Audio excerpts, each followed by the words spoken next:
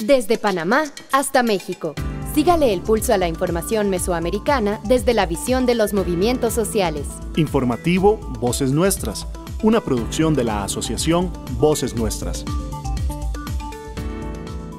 Le damos la más cordial bienvenida a una nueva edición de este espacio informativo, donde amplificamos las voces de nuestras comunidades y caminamos junto a sus luchas, resistencias y esperanzas. Yo soy Joaquín Tapia Arenas y ya está todo listo para compartirles las noticias, análisis y testimonios que nos llegan gracias al valioso trabajo de nuestra red de corresponsales en la región. A todas y todos ellos, como siempre, les enviamos un fuerte abrazo y nuestro reconocimiento por su compromiso con este proyecto colectivo. Así es, Joaco, y también saludamos con mucho cariño a las emisoras comunitarias y los medios de comunicación aliados que nos acompañan en la difusión de este espacio y a quienes nos escuchan y nos siguen a través de las redes sociales y plataformas digitales. Recuerde que nos puede encontrar como Voces Nuestras. Yo soy Génesis R. Cruz y comenzamos con los titulares de esta emisión número 873 del informativo mesoamericano Voces Nuestras.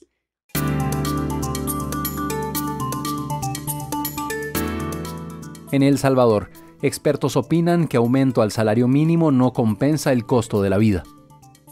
En Guatemala, pueblos alzan la voz para un diálogo colectivo por la vida del agua. En Nicaragua, periodistas nicaragüenses en el exilio piden protección ante la pérdida de nacionalidad.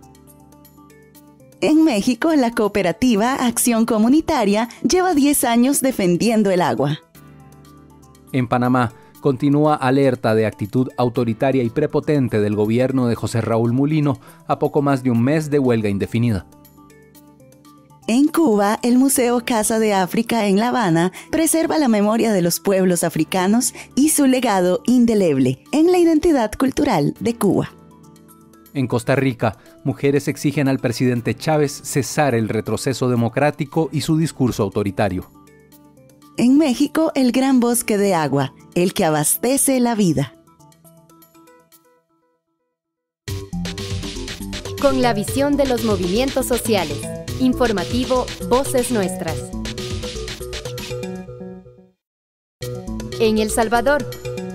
Tras confirmarse que el aumento al salario mínimo ha sido aprobado, Eric Zelaya, del Movimiento por la Defensa de los Derechos de la Clase Trabajadora, manifestó que el aumento del 12% es insuficiente y no resuelve el incremento del costo de la vida de los últimos años. Edgar Franco, desde Radio YSUCA, con la información. El ministro de Trabajo, Rolando Castro, confirmó que el Consejo Nacional del Salario Mínimo aprobó el incremento salarial del 12% anunciado por el mandatario salvadoreño Nayib Bukele. El Consejo Nacional del Salario Mínimo lo aprobó por unanimidad y en su momento el decreto fue enviado a la instancia que corresponde, señaló el titular de Trabajo. El incremento al salario mínimo entrará en vigencia a partir del 1 de junio de 2025, señaló el titular de Trabajo. En los rubros de la industria y servicio, que desde 2021 tienen un salario mínimo de $365, incrementarán a $408.80.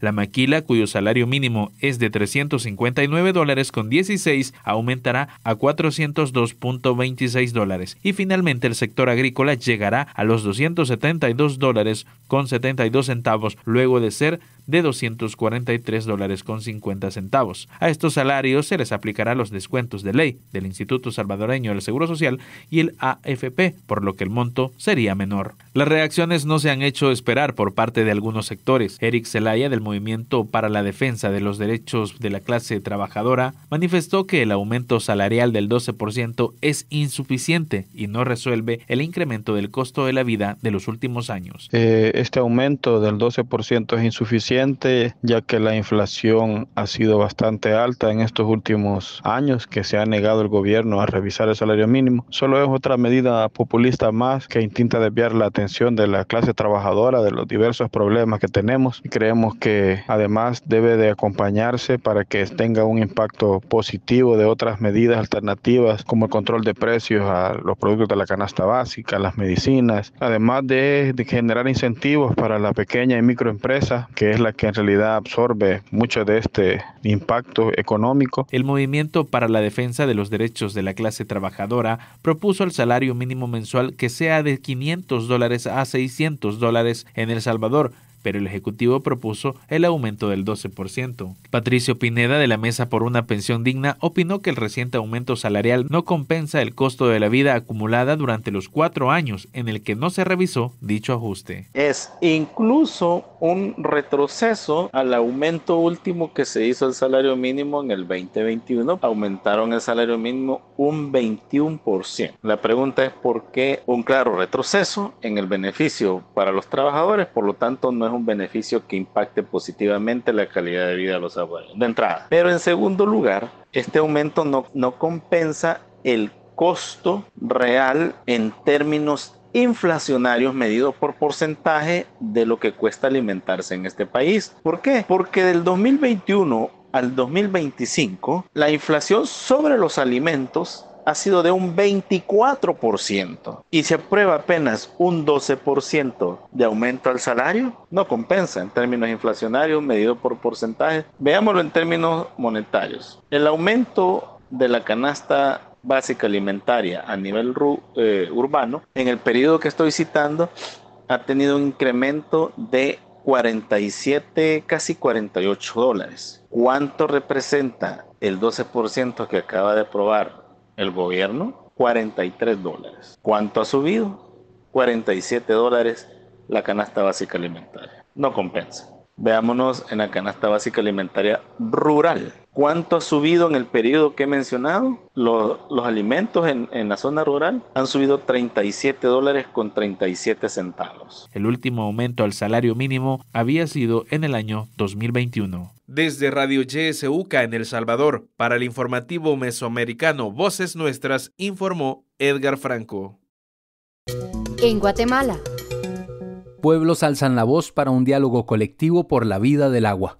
El 28 y 29 de mayo se celebró la cuarta cumbre plurinacional por la libertad para el agua en Guatemala, espacio donde se habló sobre las necesidades de las poblaciones que padecen de escasez de agua, problemática provocada, según señalan, por megaproyectos y la falta de una política pública para la administración del agua. El detalle en la nota de Juan Pablo Montenegro Rojas y Marco Antonio Hernández desde la Federación Guatemalteca de Escuelas Radiofónicas FEGER. El agua no tiene dueño, no tiene fronteras. El agua no tiene dueño, no tiene fronteras. Con el lema Somos hijos e hijas del agua, se celebró la cuarta cumbre plurinacional por la libertad para el agua, el 28 y 29 de mayo de 2025 en la ciudad capital de Guatemala. La actividad contó con la participación de autoridades indígenas, guías espirituales, líderes y lideresas comunitarias, juventudes y representantes de más de 30 asambleas territoriales del país. En los espacios de diálogo se reflexionó sobre el impacto que generan en las comunidades los monocultivos, las fábricas de gaseosas, las hidroeléctricas y las ventas de agua embotellada, negocios que provocan escasez de líquido. Escuchamos a Cindy Celedón, habitante de la Costa Sur, integrante de la Red Nacional por la Defensa de la Soberanía Alimentaria en Guatemala, REDSAG. Nos preocupa bastante la situación del agua en la región, debido a que en el 2023 y 2024, que fueron 2 años atrás, el agua de los ríos ya no llegaron al mar. Eso nos preocupa bastante, pero lo más preocupante para las mujeres en sí es debido a que los pozos artesanales ya no están dando agua, porque las agroindustrias de palma, banano, caña y piña son agroindustrias que están en nuestra región y actualmente se están llevando el agua. Se llevan el agua limpia y nos devuelven agua contaminada. Esta agua contaminada la devuelven con agrotóxicos que viene a dañar la alimentación de los niños, de las familias en sí, porque nosotros tenemos que bañar, tenemos que cuidar a nuestros hijos, tenemos que lavar los alimentos, cocinar los alimentos con esta agua. Entonces, y esta agua se han hecho evaluaciones en el cual se logra detectar agrotóxicos fuertes en el agua. Entonces eso ha sido una preocupación debido a que en las comunidades la gente al no tener agua, al tener agua contaminada, la gente se está enfermando. Hay desnutrición en los niños. La gente al no tener agua para cultivar están migrando a los Estados Unidos. Las familias ya no son familias, se están quedando las madres con 4 niños, con 5 niños, los papás se van con un niño mirando a los Estados Unidos debido a la situación económica que se está viviendo. Entonces eso es bien preocupante porque justo en el municipio donde yo vivo, que es Santo Domingo, Tuchitepeques, se secaron 4 lagunas, que es la Laguna del Muerto, la Laguna del Sauce 1, la Laguna del Sauce 2 y la Laguna del Tigre, que son 4 lagunas que abastecen a casi 52 comunidades. Entonces eso es bien preocupante para las comunidades y por eso el día de hoy estamos participando aquí, a pesar de que las comunidades están siendo criminalizadas por defender los derechos del agua, porque actualmente en la región hay 3 compañeros encarcelados por defender el agua del río Nahualate. Hay compañeros cocoros que los han asesinado por defender a que no metan máquinas a succionar el agua de los quineles. Las grandes agroindustrias hacen desvío de los ríos y a nosotros nos dejan sin agua. Entonces esa es una preocupación que tenemos en nuestra región. Durante la cumbre se planteó la necesidad de la aprobación de una política pública del uso del agua. Francisco Rocael, integrante del Consejo de Pueblos de Occidente, CPO, nos amplía. Hasta el mismo relator de las Naciones Unidas por el Agua está recomendando, ¿verdad?, que las políticas del agua a nivel internacional se deben basar en la cosmovisión de los pueblos indígenas, que son los que mejor ejemplo han demostrado en cuanto a la sostenibilidad de la vida. ¿Cuál es la situación del agua en Guatemala? Estamos en una situación muy difícil, muy complicada. El agua está contaminada en un 90% y también se están destruyendo de manera muy acelerada diferentes ecosistemas hídricos. Por lo tanto, es urgente sí llegar a consensos para parar, primero, para nosotros, la privatización arbitraria del agua. Segundo, parar la contaminación. Tercero, tenemos que hacer una política pública que garantice el acceso libre, el acceso gratuito al agua. Eso es muy importante, pero para eso necesitamos robustecer una institucionalidad pública y jurídica del agua, pero sobre todo una asignación presupuestaria muy propia del agua. El 29 de mayo se realizó una marcha por el agua, la cual tuvo acciones de incidencia en la Plaza de los Derechos Humanos y el organismo ejecutivo. Las demandas de los pueblos fueron recibidas por Patricia Orantes, ministra de Ambiente y Recursos Naturales. La cumbre surge como un compromiso de honrar la existencia del agua como un ser vivo, para fortalecer las redes y la lucha por la defensa de su libre fluir. Con información de Marco Antonio Hernández y Juan Pablo Montenegro, este es el reporte desde la Federación Guatemalteca de Escuelas Radiofónicas FEGER para Voces Nuestras en Costa Rica. Nos unen nuestros territorios, nuestras historias, nuestras culturas. Informativo Mesoamericano, Voces Nuestras.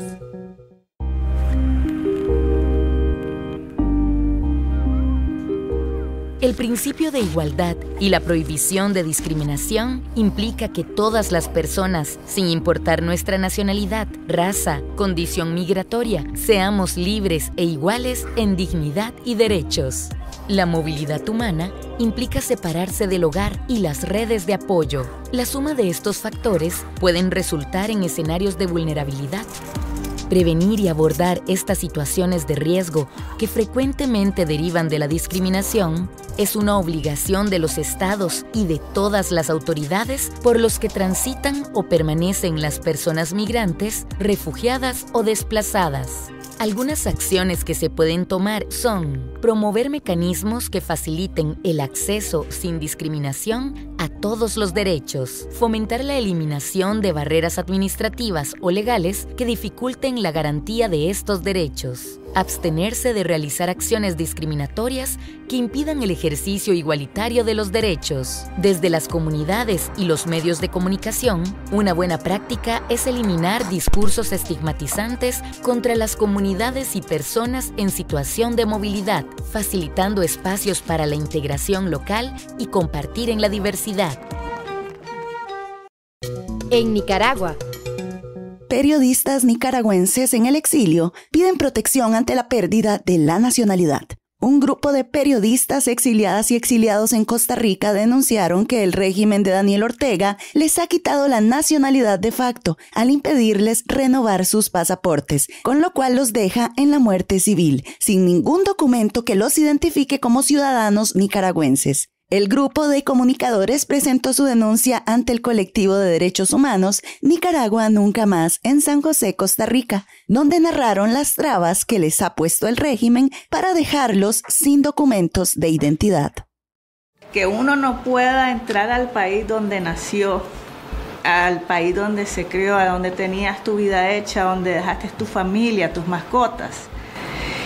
Eso es, como dijo la colega, muerte civil. O sea, muerte civil. Yo solicité una renovación y hice todo el proceso de solicitud, y cuando pasé la entrevista, la oficial de migración me agarró el documento de viaje y lo perforó, porque todavía estaba activo, le faltaban como 4 meses para su vencimiento, y me dijo, venga la próxima semana. Y así, ese venga la próxima semana se repitió durante 3 meses. Nunca me lo entregaron. La última vez que fui fue para el Día del Padre, el 23 de junio del 2022, unos días antes de venirme al exilio a Costa Rica. Entonces vi que ya era una negación por completa, entonces desistí. No me renovaron el pasaporte. Tengo aquí el comprobante del pago que hice en el Consulado de Nicaragua en el 2023. Y he tenido comunicaciones, llamado, fui muchas veces a solicitar información, y lo que me dijeron es que mi pasaporte no se me va a entregar. Tengo las capturas en el WhatsApp de la embajada, donde me informan si quiero el pasaporte, tengo que ir a Nicaragua. ¿Qué implica ir a Nicaragua para un periodista? La cárcel, obviamente, o la muerte. El abogado Gonzalo Carrión, integrante del colectivo de derechos humanos Nicaragua Nunca Más, dijo que negarles el derecho a sus pasaportes a las y los periodistas es una clara violación y una muestra de la represión del régimen de Ortega y Murillo en contra de la ciudadanía. Podemos dar fe, testimonio de esa arremetida muy particular con ustedes y contra ustedes.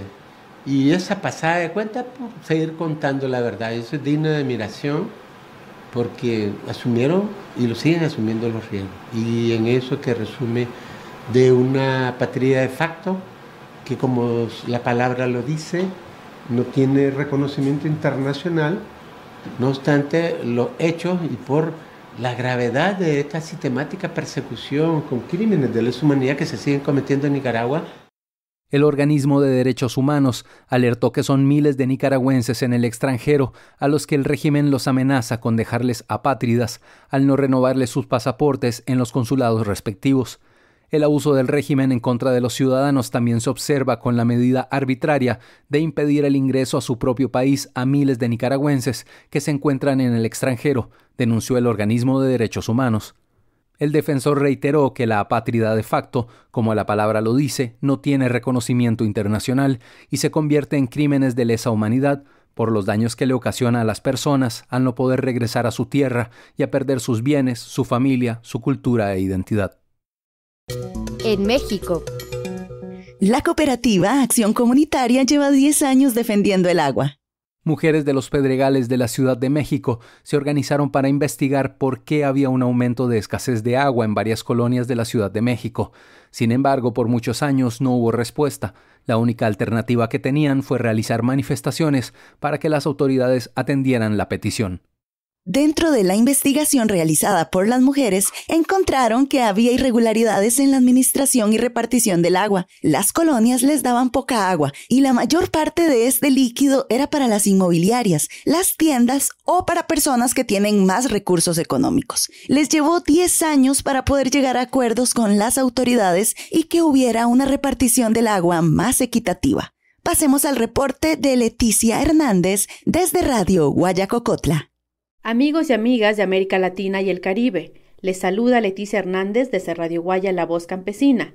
En esta emisión les tenemos la siguiente información. Platicamos con Natalia Lara. Ella es integrante de la cooperativa Acción Comunitaria de los Pedregales de la Ciudad de México, una cooperativa que está conformada por colonias y principalmente por mujeres que se organizaron hace 10 años para defender el agua y el territorio. Nosotras como mujeres lo que nos dábamos cuenta es que era justo, pues digamos, como mayor carga de trabajo el no tener agua y todavía tener que invertir más tiempo, más distancia para poder conseguir el agua pues básica para la vida. Entonces, pues nos fuimos aglutinando, sobre todo mujeres, pensando también que los hombres pues estaban, digamos, como en el ámbito productivo, de que salían a trabajar y pues se desentendían de los cuidados, y cuando llegaban a la casa pues lo que buscaban era que hubiera comida, ropa limpia, la casa arreglada, pero pues justo es esta brecha de desigualdad de género.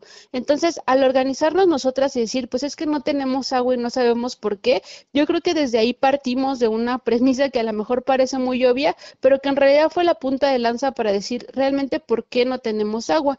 Y el gobierno de la Ciudad de México mucho tiempo estuvo ninguneándonos, hacía parecer como si estuviéramos locas, que nosotros éramos las mismas culpables de que no teníamos agua, ¿no? Bueno, es que como tienen muchos hijos, ustedes por eso no tienen agua. Cuando logramos cerrar calles entre varias mujeres, y entonces a la vez de que estábamos cerrando calles y dejamos a un hartazgo del gobierno, empezaron de ellas a soltarnos poco a poco información, y empezamos a recopilar esta información, por ejemplo, dónde estaban los pozos que nos distribuían, cómo funcionaba la red de agua. Es algo que nosotras no sabíamos y fuimos descubriendo poco a poco con esta intensa, digamos, lucha contra el gobierno, decir por qué no tenemos agua.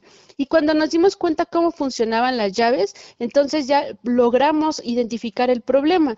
Realmente no es que no hubiera este acceso al agua o que se estuviera escaseando, sino que el gobierno decidía quién sí y quién no tenía agua. Entonces, en esta decisión arbitraria del gobierno, pues entonces veíamos justo quién tiene agua, pues las grandes inmobiliarias, las nuevas construcciones, los que tienen, digamos, como este lujo, y nosotros de colonias populares no teníamos este acceso. Y para aumentar todavía el problema, pues en época de elecciones, que es algo que para nosotros se nos hacía muy recurrente, escaseaba mucho el agua, porque justo cerraban estas llaves para que entonces no tuviéramos acceso al agua y tuviéramos que pedir medidas paliativas, por ejemplo, una pipa o hasta un tinaco.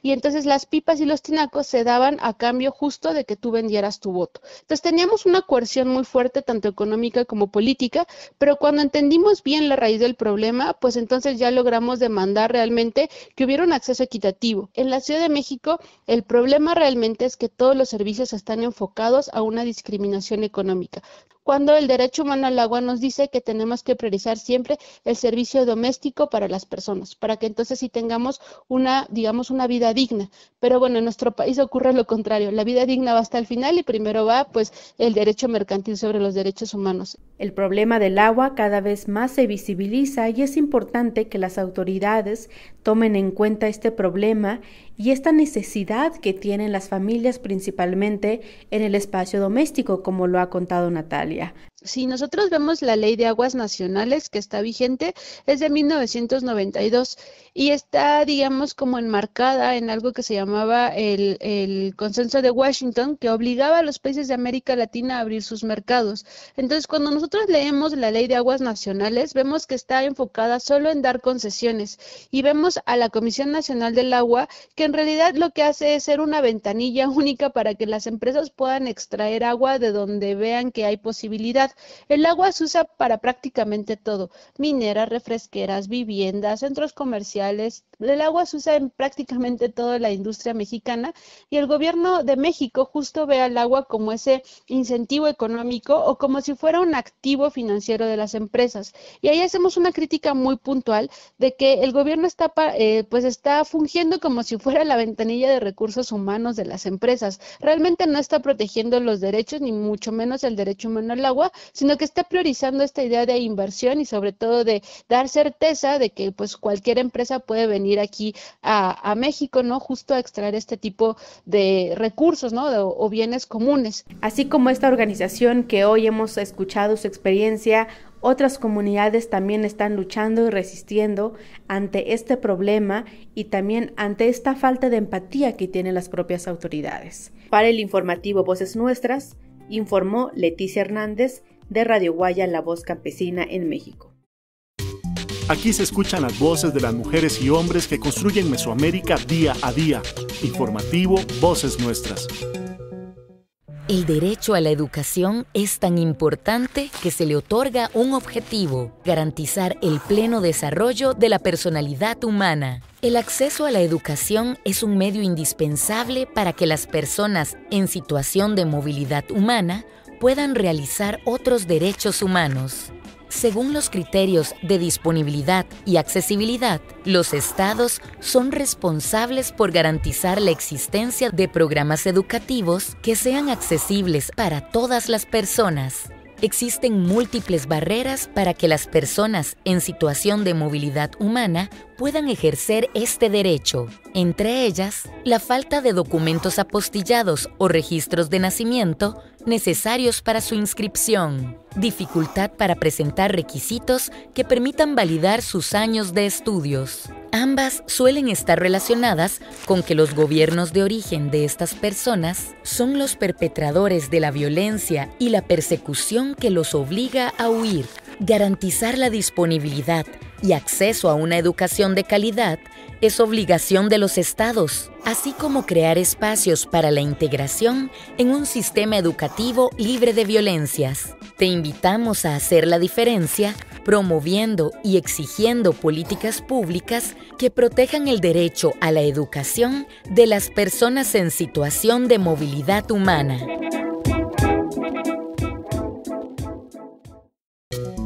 En Panamá, continúa alerta de actitud autoritaria y prepotente del gobierno de José Raúl Mulino a poco más de un mes de huelga indefinida. Organizaciones y gremios en huelga indefinida que arrancó el pasado 23 de abril califican el gobierno de José Raúl Mulino de autoritario, prepotente y ofensivo cuando se dirige al pueblo panameño. Escuchemos el balance que hacen a poco más de un mes de huelga indefinida desde el colectivo Voces Ecológicas y Radio Temblor Internacional. El detalle con nuestra compañera Dania Batista Guevara. Panamá cumple un poco más de un mes de llevar adelante una huelga indefinida a nivel nacional, convocada por gremios educativos, estudiantes, trabajadores de la construcción, padres y madres de familia, trabajadores de las bananeras, entre otros sectores. Las demandas al gobierno son claras: derogación de la Ley 462 que reforma la Caja de Seguro Social, la no reapertura de la mina por la soberanía nacional y contra el embalse del río Indio. El gobierno de José Raúl Mulino se ha hecho de oídos sordos frente al clamor popular, siendo autoritario, prepotente y ofensivo cuando se dirige al pueblo panameño. Cada manifestación es reprimida fuertemente por las unidades de control en multitudes, lanzando bombas lacrimógenas, balines, balas de goma, que han dejado menores de edad y adultos heridos, con pérdida en la vista y un estudiante universitario hospitalizado. Además, continúa la persecución a dirigentes gremiales, judicialización y encarcelamiento de los mismos, entre muchos otros exabruptos, y violación a los derechos humanos de quienes levantan su voz de protesta. Escuchemos declaraciones de Olmedo Carrasquilla Águila, integrante del colectivo Voces Ecológicas COVEC. Bueno, se cumplen más de un mes y 5 días de la huelga indefinida en territorio panameño, producto de las demandas del pueblo y el movimiento social, que son el rechazo al acuerdo de mutuo entendimiento entre los Estados Unidos y Panamá de ceder territorio para maniobras militares, con el objetivo de controlar la migración, el narcotráfico, pero más sobre todo el control geopolítico e ideológico en la región. También otras demandas del pueblo panameño junto a sindicatos, gremios de educadores, mujeres, estudiantes, campesinos, distintas organizaciones de Panamá, es el rechazo a la ley 462, que es la ley que reforma la estructura de la Caja de Seguro Social, pues que pone en vilo lo que es el aumento de la edad de jubilación, la cuota obrero patronal, en el cual muchos panameños y panameñas se van a ver afectados cuando se tengan esos efectos de esta reestructuración de la Ley Orgánica de la Seguridad Social. Otro de los puntos también de las protestas en Panamá es el rechazo a la reapertura de la mina Cobre Panamá, ya que en el 2023 la Corte Suprema de Justicia falló de manera contundente a través del fallo de inconstitucionalidad que el contrato entre Panamá y First Quantum violaba 25 artículos de la Constitución panameña. Por supuesto, los daños ambientales, también violaciones de derechos humanos, han sido el detonante para que no se abra esta mina, que realmente por carencia de transparencia el panameño no sabe cuánto le toca al fisco de lo que genere trimestralmente estas operaciones mineras. Otro de los puntos de la lucha es el rechazo a las inundaciones que van a sufrir miles de campesinos producto de los embalses o reservorios multipropósitos que van a ser generados a través de una represa sobre el río Indio para abastecer el esclusaje en el canal interoceánico. Pero hay que destacar también que la lucha en Panamá no es solamente contra estos 4 elementos, sino también es debido a la falta de mejor calidad en la salud, en los centros de educación, mejoras a las infraestructuras viales, también el alto costo de la vida, en el cual uno de los puntos también que señalan los manifestantes es que la ley 462 es desproporcional al salario que el panameño tiene actualmente y que no se sabe a ciencia cierta cómo pueda trascender la crisis económica global hacia Panamá. Entonces son distintas demandas sociales en cual los panameños han salido a las calles. Pero ¿cómo vemos este panorama a través de la posición del gobierno? El gobierno se ha prestado para promover el discurso de odio. A través de los medios de comunicación se ha dado censura. Las noticias de las protestas, bloqueos, piqueteos que se están haciendo en distintos rincones de Panamá, no solamente en los centros urbanos, sino también en las comunidades rurales, en donde hay saldos significativos de heridos, de personas detenidas y también judicializadas, menores, infantes, también adultos mayores que se han visto afectados por las municiones de alto calado que utiliza los 3 estamentos que reprimen al pueblo panameño, que son la Unidad de Control de Multitudes, el SENAN y el Sistema Nacional Fronterizo, que vienen siendo como un equipo semimilitar que ha trascendido más allá de sus funciones para reprimir como una forma de blindaje y sembrar el terror en las distintas protestas. Panamá enfrenta grandes retos en su productividad y sostenibilidad socioambiental, pero también oportunidades para tejer un futuro más justo y solidario. La participación ciudadana popular, la innovación institucional con sentido humano y el cumplimiento con la protección de los derechos humanos y de la naturaleza son fundamentales para el país como parte de la transición energética justa y real. Desde Panamá, soy Dania Betsy Batista de Guevara, Radio Temblor Internacional para el informativo Voces Nuestras. Aquí se escuchan las voces de las mujeres y hombres que construyen Mesoamérica día a día. Informativo Voces Nuestras. En Cuba, el Museo Casa de África en La Habana preserva la memoria de los pueblos africanos y su legado indeleble en la identidad cultural de Cuba. El Día de África celebra la fundación de la Organización de la Unidad Africana el 25 de mayo de 1963. Esta fecha es importantísima porque celebra la libertad, la unidad y el futuro de un continente clave para la humanidad, que aún enfrenta grandes desafíos, pero que posee una inmensa riqueza humana y cultural. También invita a los pueblos del mundo a construir relaciones más justas, solidarias y libres de racismo o colonialismo estructural. La historia y cultura africanas son muy diversas y ricas en patrimonio, mitos y leyendas. Estas culturas se han abierto paso hacia el mundo, dejando también su huella en países como Cuba. En el marco de esta celebración del Día de África, les invitamos a conocer el Museo Casa de África en La Habana, un espacio que ofrece la posibilidad de realizar un recorrido para descubrir la influencia de la cultura africana en la cultura cubana, mediante diversas exposiciones que albergan un total de 2.000 piezas que van desde valiosos tallas en madera hasta pequeñas piezas de marfil. Pasamos a la nota en que Yodeni Mazó Águila, de Prensa Latina, conversó con Alberto Granado, director del Museo Casa de África en La Habana. Ubicado en La Habana Vieja, el Museo Casa de África nació en enero de 1986 para dar a conocer al pueblo de Cuba la historia y la cultura africana. Este museo es único de su tipo en América y soy capaz de definir que quizás en el mundo.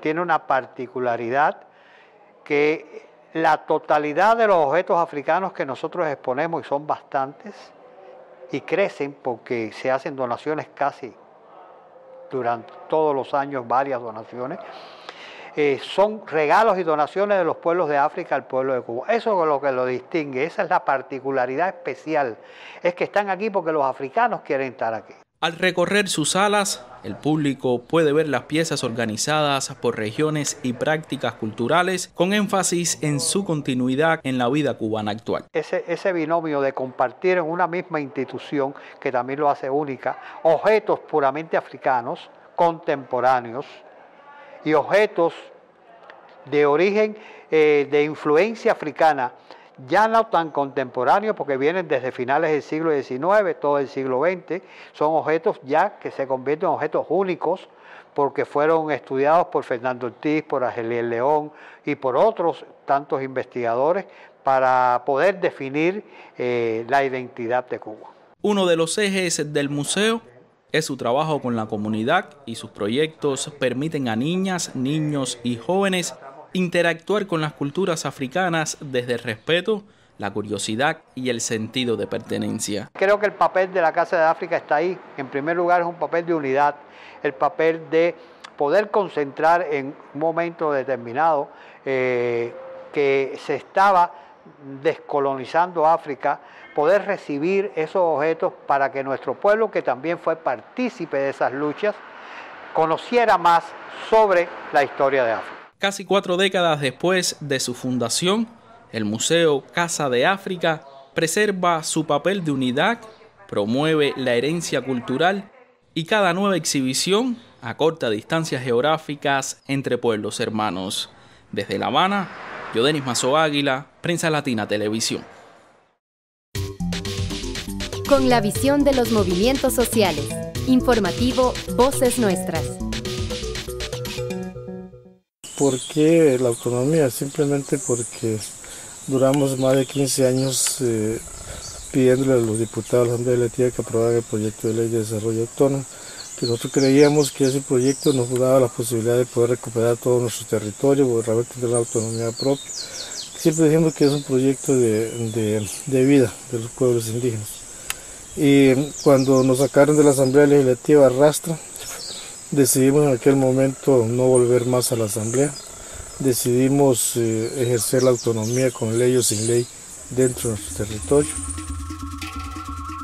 En el año 2010, representantes de pueblos originarios en Costa Rica fueron expulsados con violencia de la Asamblea Legislativa, al exigir que se votara sobre el proyecto de ley de desarrollo autónomo de los pueblos indígenas. Este proyecto, que era avalado por los distintos territorios, buscaba recuperar la autonomía y hacer valer sus derechos. Nunca vio la luz. Solo se usó como parte de promesas electorales. Justicia para Sergio, Jerry y los pueblos originarios. Esta fue una producción de la Coordinadora de Lucha Sur-Sur, Voces Nuestras y esta emisora. En Costa Rica. Mujeres exigen al presidente Chávez cesar el retroceso democrático y su discurso autoritario.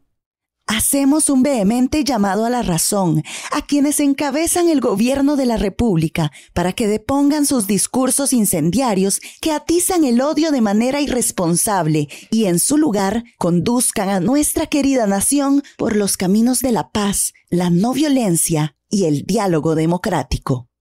Un grupo de más de 150 personas, en su mayoría mujeres, y diversas organizaciones hicieron un fuerte llamado al gobierno de Rodrigo Chávez para que ponga fin a los discursos que incitan al odio y a la polarización. La abogada y escritora Yolanda Bertozzi encabezó la carta, firmada por activistas, académicas y organizaciones de mujeres. En Voces Nuestras hablamos con Bertozzi y hoy les compartimos la nota completa. Y vean, yo les advierto, en 1948 el pueblo se alzó. Yo no estoy diciendo que lo vaya a hacer ahora, pero no le jalen el rabo a la ternera. No le jalen el rabo a la ternera. ¿Se animarían? No sé. La paz, la democracia, los procesos democráticos los vamos a defender. Nadie debe tratar de descarrilar el tren de la democracia. Compatriotas, esto es serio. Y si piensan que nos vamos a arrugar, doblar o quebrar, no han estado despiertos en los últimos 3 años. No le jalen el rabo a la ternera. En Costa Rica, diversas organizaciones de mujeres levantaron su voz con fuerza y claridad ante el preocupante rumbo autoritario del presidente Rodrigo Chávez. Una alianza nacional integrada por mujeres indígenas, migrantes, académicas, feministas, colectivas, organizaciones y defensoras de derechos humanos emitió un comunicado contundente llamando al cese de las hostilidades, donde exigen al mandatario Rodrigo Chávez frenar los discursos incendiarios que están profundizando la polarización en el país. Esta semana, en Voces Nuestras, conversamos al respecto con Yolanda Bertozzi, activista, defensora de los derechos de las mujeres, escritora, exfuncionaria de la Defensoría de los Habitantes y exdefensora de la mujer y vocera de la Alianza de Mujeres en Resistencia. Escuchemos. En mis años de vida he pasado ya muchas etapas diferentes. Es inaudita, es inédita la etapa que estamos pasando de populismo, de autoritarismo, que van ligados, y es obviamente de misoginia y de patriarcado, porque es como un solo paquete, ¿verdad? Las mujeres tenemos todavía en este país, lo digo así, todavía tenemos el derecho de expresarnos, de decir lo que opinamos y tirarlo al gran público, que sepan lo que estamos pensando las mujeres. La idea fue eso, fue tener una voz, porque la voz de las mujeres es muy importante y principalmente en épocas de grandes crisis. Y si tenemos ahorita un presidente de la República que olvida el principal mensaje y también nuestro principal orgullo, ¿verdad? Como ciudadanas de este país, ¿verdad? ¿Cuál ha sido el mayor orgullo? Que no tenemos un ejército, y lo decimos, y la gente en el extranjero nos pregunta, ¿verdad? Pero ¿cómo un país sin ejército? ¿Cómo es eso? Cuando sale un presidente de la República, y yo creí francamente que estaba entendiendo mal. ¿Por qué? Porque el presidente de la República se atreve a decir que él sabe que tenemos grupos armados. Los grupos paramilitares no han tenido otro nombre, son los grupos paramilitares. Y el presidente dice que él los conoce y que los felicita además. Los felicita porque están defendiendo la democracia. Y ese discurso del presidente Rodrigo Chávez fue lo que nos impulsó a hacer este llamamiento que le hemos llamado cese a las hostilidades.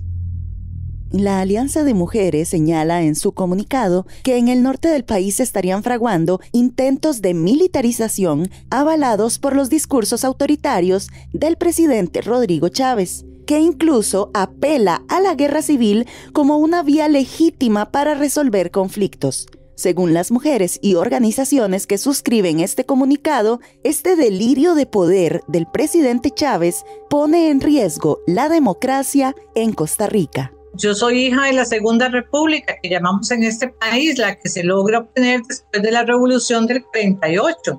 Y en esta Segunda República hemos tenido acceso a la educación, a la salud, y repito, con altos y bajos, ¿verdad? Con periodos excelentes y otros no tan buenos como ahorita, pero ahí hemos sido, yo soy fruto de la educación pública de este país, me ha atendido la seguridad social siempre. Entonces, si el presidente de la República dice que ellos, ese grupo armado, que lo dirige un tal Pizarro, que fue jefe de la policía y que estuvo en la cárcel acusado de narcotráfico, como un presidente de la República que se valió de todas las instituciones que tiene este país para llegar a ser presidente, ¿verdad? Porque él no llegó ahí porque un grupo llegó y lo enarboló ahí presidente, lo sentó en zapote. No, él llegó a ser presidente porque tenemos un régimen de instituciones y posterior a eso, él juró respetar las instituciones y las leyes. Entonces, ¿cómo es eso que ahora nos da vuelta como país y nos dice, bueno, la esperanza mía, dice Rodrigo Chávez, es que los grupos armados defiendan la democracia? ¿Cuál es la democracia que entiende este señor Chávez? ¿Qué tiene en la cabeza por democracia?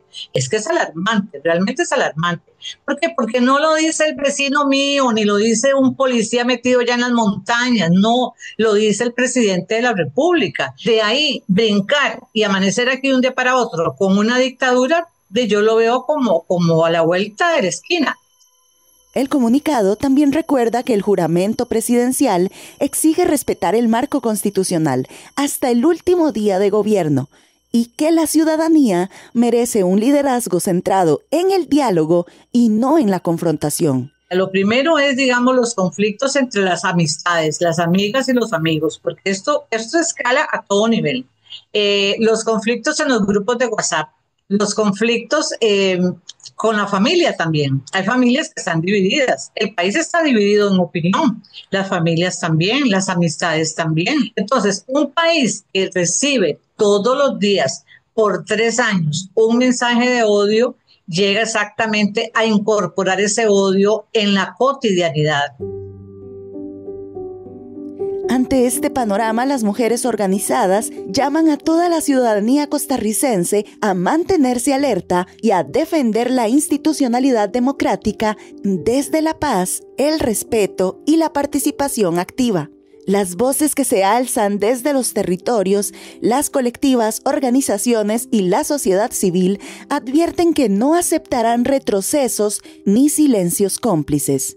Vamos a ver el año entrante, porque eso se va a reflejar en las urnas, ¿verdad? Si hemos logrado despertar, si este país opta por cambiar de modelo, porque vamos directo a un modelo absolutamente autoritario. Pero sí, yo quiero decirle a las mujeres con mucho cariño y principalmente a las mujeres, no tengamos miedo. No tengamos miedo de decir lo que pensamos, seamos siempre respetuosas de decir y dar nuestra opinión, pero superemos esos miedos. La democracia costarricense no se defiende con armas ni autoritarismo, sino con participación, con diálogo y derechos humanos. Desde Voces Nuestras, esta fue una nota de Génesis R. Cruz. En México. El Gran Bosque de Agua, el que abastece la vida, es una zona de 250,000 hectáreas de bosque que se encuentra en el Estado de México, entre Morelos y la Ciudad de México, y sin ella más de 25 millones de habitantes no podrían tener acceso al agua. Además de proveer agua, también mantiene viva una amplia diversidad biológica, emite grandes cantidades de oxígeno y en las últimas décadas ha sufrido una reducción del 40%. Este reportaje forma parte de la serie radiofónica Voces del Bosque, el cual retrata la importante labor de las comunidades forestales del Estado de México en el cuidado de los bosques para hacerle frente al cambio climático. Les dejamos con esta producción elaborada por compañeras y compañeros de la Cooperacha en México. Los cambios climáticos dan cuenta de que estamos mal. Mi papá me inculcó a ir a reforestar, a ir a sofocar incendios. Hemos sembrado hasta 1 millón de árboles. Voces del Bosque. Comunidades forestales ante la crisis climática. Escucha las historias nacidas entre árboles y ríos que refrescan la tierra. Esta es una producción de La Cooperacha. El Gran Bosque de Agua, el que abastece la vida. El Bosque de Agua es una región limítrofe y fundamental para el Estado de México, Morelos y la Ciudad de México. Sin esta zona de 250,000 hectáreas de bosque, no podrían acceder al agua 25 millones de habitantes. Este bosque no solo provee agua, también mantiene viva una gran diversidad biológica y emite enormes cantidades de oxígeno. Pese a sus aportes e importancia, en las últimas décadas, este bosque ha visto reducida su extensión en un 40%. Habla don Arnulfo Gómez Barrón, habitante de San Juan Atzingo y gobernador indígena pluricultural del Estado de México. A lo de la defensa del bosque principalmente nos ha llevado a estos extremos.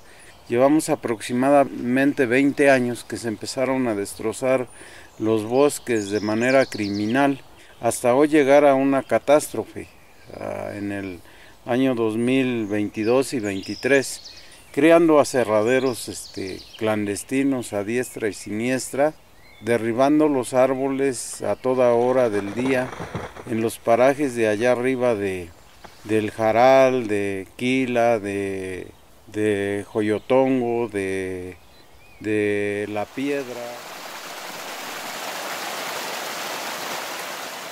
El bosque de agua no es una región unificada, está fragmentada en varias zonas. Tiene áreas naturales protegidas y otras zonas que pertenecen a pueblos originarios con tenencia de tierra ejidal y comunal.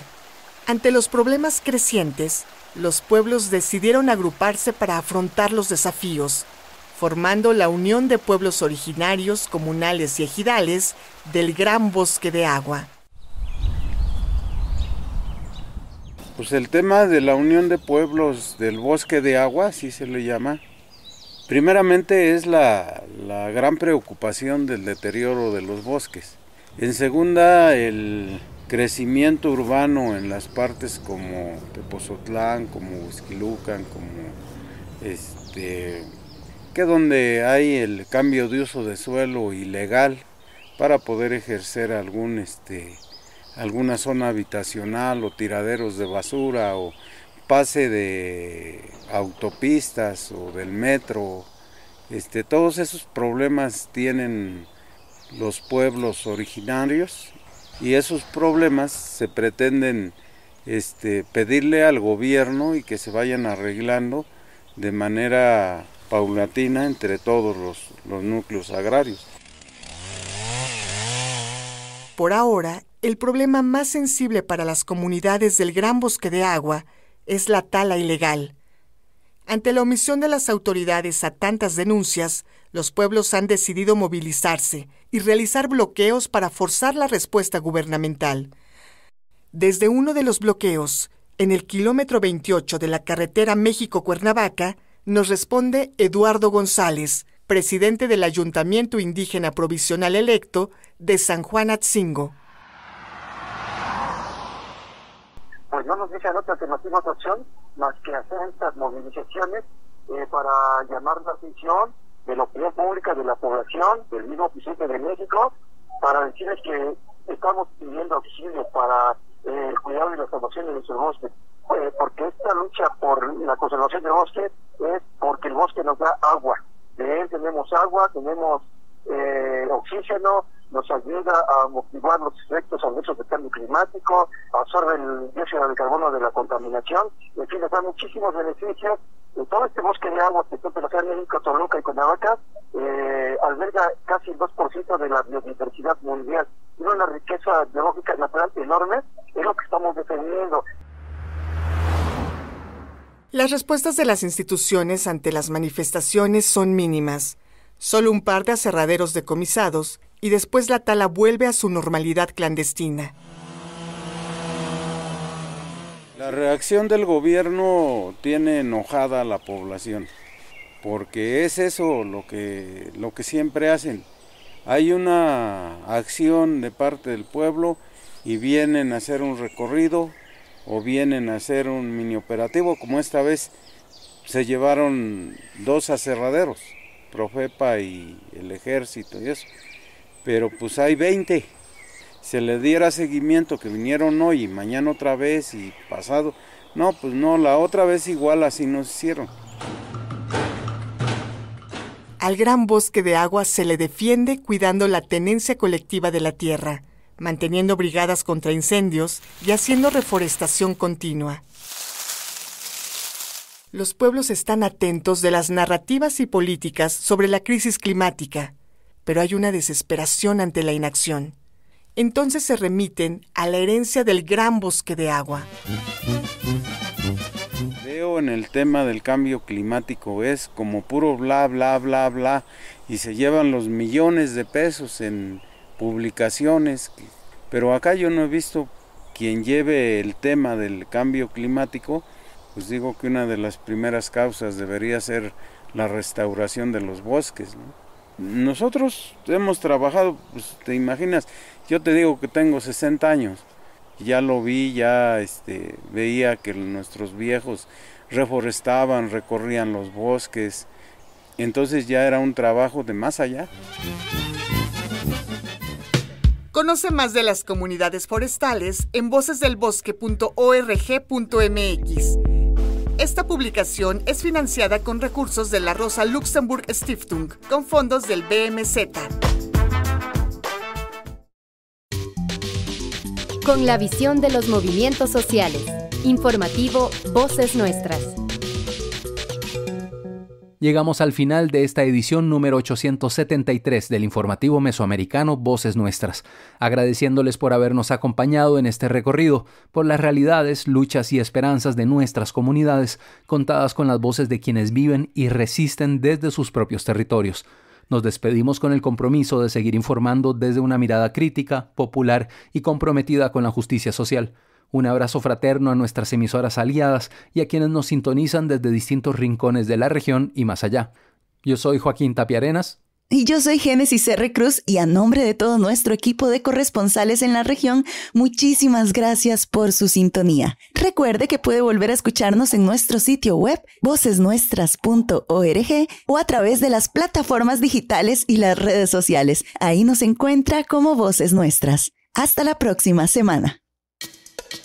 Informativo Mesoamericano Voces Nuestras, una producción de la Asociación Voces Nuestras con el apoyo de la Red de Corresponsales, representantes de medios y organizaciones de Centroamérica y México y el apoyo de Rosa Luxemburg Stiftung y Pan para el Mundo.